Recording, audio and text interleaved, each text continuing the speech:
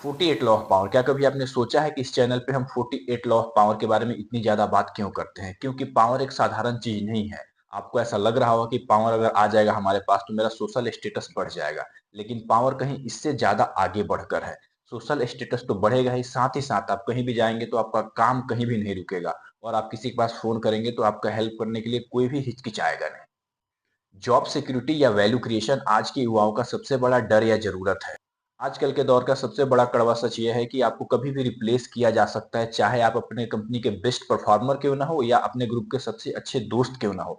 आपसे सस्ता या बेहतर जब भी कोई मिलेगा, आपका गेम ओवर। आज हम समझते हैं 48 लॉ ऑफ पावर के 11th नंबर लॉ के बारे में, जो पावर के बारे में बात करता है। Learn to keep people dependent on you, मतलब कि अपने आप पर लोगों को निर्भर बनाना सीखे, या अपनी आदत लोगों को डाल दे कि आपके बिना काम ही ना चले। नमस्कार, मेरा नाम है अमित कुमार गुप्ता और आप देख रहे हैं 48 लॉ ऑफ पावर सीरीज को। मैंने कहा ना, आपसे कोई बेहतर मिलेगा, आपसे अच्छा मिलेगा और आपका गेम ओवर कर दिया जाएगा, लेकिन एक सीक्रेट कोड है जिसको आपको समझना पड़ेगा कि कैसे इससे हमें फाइट करना है, कैसे इससे लड़ना है। अपनी जॉब, अपने रिलेशनशिप या अपने करियर को आप कैसे एक ब्लूप्रिंट में कन्वर्ट कर सकते हैं जिसको कोई कॉपी ही ना कर पाए।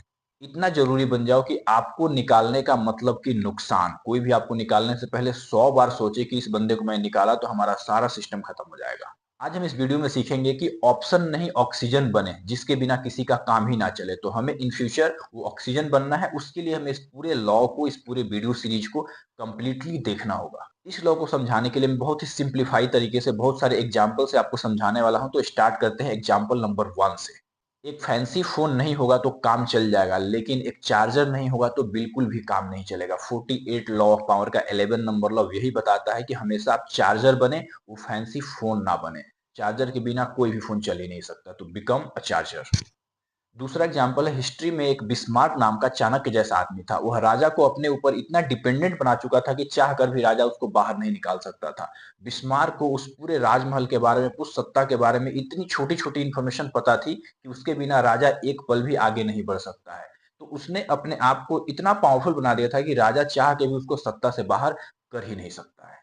तीसरा, आप रिसेंट एग्जाम्पल ले सकते हैं बिहार के इलेक्शन से, नीतीश कुमार। चाहे किसी भी की सरकार आए, कोई भी पार्टी हो, लेकिन मुख्यमंत्री नीतीश कुमार ही बनेंगे। उन्होंने इस तरीके से अपना गेम सेट कर लेते हैं, इस तरीके से लोगों को डिपेंडेंट कर देते हैं कि उनके बिना किसी की सरकार बन ही नहीं सकती है, और वही उस टीम को लीड करेंगे। This is the best example of the power, कि कैसे लोगों को डिपेंडेंट करना है अपने ऊपर। करेंट वर्ल्ड में गूगल का एग्जाम्पल लीजिए। जो आप जीमेल यूज करते हैं, मैप यूज करते हैं, जितने भी एप्लीकेशन यूज करते हैं, उसमें कहीं ना कहीं गूगल का कंट्रीब्यूशन है ही। मतलब बिना गूगल के आपकी जिंदगी या आपका फोन अधूरा है, आप एक पल भी आगे नहीं बढ़ सकते हैं। तो गूगल ने एक तरीके से, बोले सिंपल भाषा में, तो सबको गुलाम बना दिया है और सभी को अपने ऊपर डिपेंडेंट कर दिया है। एक बार गूगल बंद कर देगा तो पूरी दुनिया रुक जाएगी। This is called dependency. अब समझते हैं why this is critical in the race of power. एक रिसेंट एचआर स्टडी के अनुसार एक कंपनी सबसे पहले उसको फायर करती है जो एक जनरलिस्ट काम करता है, साधारण काम करता है, या वो काम कोई भी कर सकता है, उसको सबसे पहले निकाला जाता है। उस इंसान को सबसे आखिरी में निकाला जाता है या नहीं निकाला जाता है जिसके पास रेयर स्किल हो, जो कैसे प्रॉब्लम को सॉल्व कर रहा हो, जो कोई भी नहीं कर सकता। उस इंसान को रिटेन भी किया जाता है, और बहुत बार बहुत एक्स्ट्रा पैसे देकर भी। तो आप सोचिए कि आप कौन सा काम कर रहे हैं और आपका काम कोई और कर सकता है क्या? अगर कोई और कर सकता है तो आप बहुत ही जल्दी रिप्लेस होने वाले हैं। जिस दिन आपसे कोई सस्ता आदमी मिल जाएगा, आसानी से आदमी मिल जाएगा, आपको बाहर कर दिया जाएगा।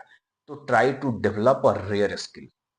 सप्लाई एंड डिमांड का बहुत सिंपल सा गेम है। आप वो काम कर रहे हैं जो 100 लोग कर सकते हैं, तो आपकी वैल्यू कोई नहीं है। आपको वो काम करना होगा कि 100 लोग उसको खोज रहे हैं, लेकिन करने वाला एक ही आदमी है। तो try to develop that skill. जैसे कि मैं अगर आपको एग्जांपल के तौर पे बताऊं तो एआई प्रॉम्प्ट का इंजीनियरिंग अगर आप कर ले, कि एआई को कैसे अपने काम में डेवलप करें, अपने काम में कैसे इंक्लूड करें, कि जिससे कि मैं 8 घंटे का काम 2 घंटे में कर पाऊं। जो आने वाले टाइम में AI the future of the any industry, तो उसको कैसे डेवलप करें, वो स्किल अगर आपने सीख गए, तो आपका बॉस, आपका डिपार्टमेंट, आपका ऑर्गेनाइजेशन आपको निकालने से पहले 100 बार सोचेगा। क्योंकि आप वो काम कर रहे हो जो 8 घंटे का काम 2 घंटे में कंप्लीट हो सकता है, और with the best quality.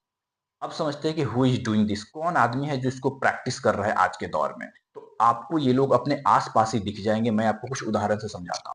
Her office में एक ऐसा बंदा होता है जो कॉम्प्लेक्स डिजाइन कर रहा होता है, कॉम्प्लेक्स प्रॉब्लम को सॉल्व कर रहा होता है, या एक कॉम्प्लेक्स सॉफ्टवेयर को जानता है कि उसको ऑपरेट कैसे करना है या डिजाइन कैसे करना है। मतलब कि वो स्किल उसके पास रेयर है, जो सभी के पास नहीं है।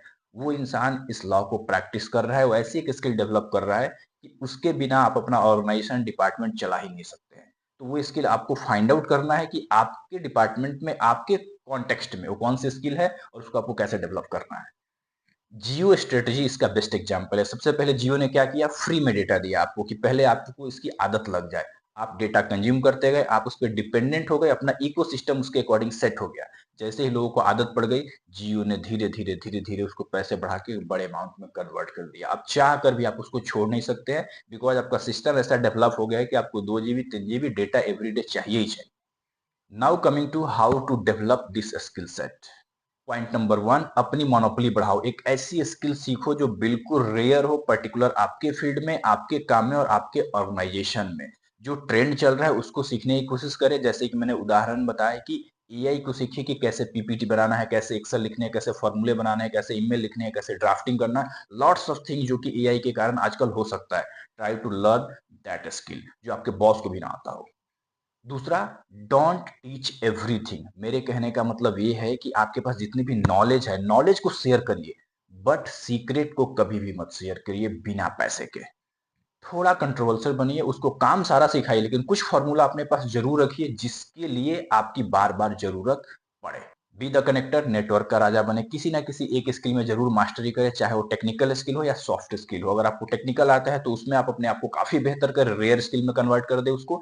या अगर वो नहीं आता है तो सॉफ्ट स्किल इतना बेहतर करें, जैसे कि नेगोशिएशन, कम्युनिकेशन, टीम बिल्डिंग, लोगों को सांस लेकर चलना, मैन पावर मैनेजमेंट, जिससे कि आपको कंपनी चाह के भी नहीं निकाल सके। आप कंपनी और क्लाइंट के बीच का एक ब्रिज बन जाए कि क्लाइंट आप ही की बात सुने, आपके बिना वो ऑर्डर देगा ही नहीं। Such type of quality you have to develop. एक चीज यहाँ ध्यान रखना है कि पावर हमेशा बैलेंस का खेल है। अब पावर के चक्कर में लोगों को इतना अपने ऊपर डिपेंडेंट नहीं बना देना है कि आपके बिना कोई भी काम ना हो। ऐसी कंडीशन में क्या होगा कि आपका बॉस आपको कभी छुट्टी ही नहीं देगा, आप कभी रिलैक्स कर ही नहीं पाएंगे, हर बार आपका फोन बजता रहेगा। आप चाहे ट्रिप पे हो, घर पे हो, आपकी हेल्थ इशू है, तो वैसा भी नहीं करना है। छोटे मोटे प्रॉब्लम के लिए लोगों को रिलीव कर दीजिए कि भाई आप खुद से कर लो। आप सिर्फ बड़े प्रॉब्लम में एंटर करो जहां पे आपके बिना काम चलेगा ही नहीं। तो ऐसा बिल्कुल नहीं करना है कि हर काम खुद ही के पास रखूंगा। जो राजा होता है ना, वो सभी जगह युद्ध नहीं करता है। जब बड़ी लड़ाई होती है वहां पे वो फाइट करता है और पूरे साम्राज्य को बचा लेता है। उस तरीके की क्वालिटी डेवलप करनी है। पावर का मतलब कंट्रोल होता है, गुलामी नहीं। तो लोगों को डिपेंड रखें, लेकिन एक ऐसे हद तक जहां पे सिर्फ बड़े प्रॉब्लम में ही मैं एंटर करूंगा, बाकी छोटे मोटे प्रॉब्लम के लिए जिसको करना है वो करें।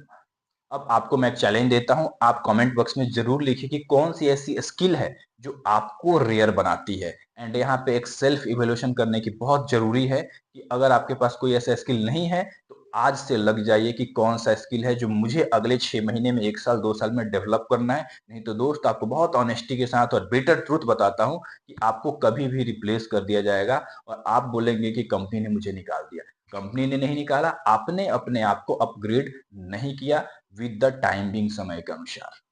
अगर इस वीडियो ने आपकी दिमाग की बत्ती जलाई हो तो आप हमारे चैनल को सब्सक्राइब कर लीजिए, लाइक कर सकते हैं, कमेंट करिए, शेयर करिए और जरूर मुझे मोटिवेट करने के लिए कमेंट बॉक्स में जो भी आपको बेहतर लगा हो या मेरे इंप्रूवमेंट के लिए कुछ हो वो जरूर बताइए। मेरा काम यहाँ पे खत्म होता है, तो तब तक के लिए गुड बाय। मिलते हैं एक नए वीडियो में। Thank you.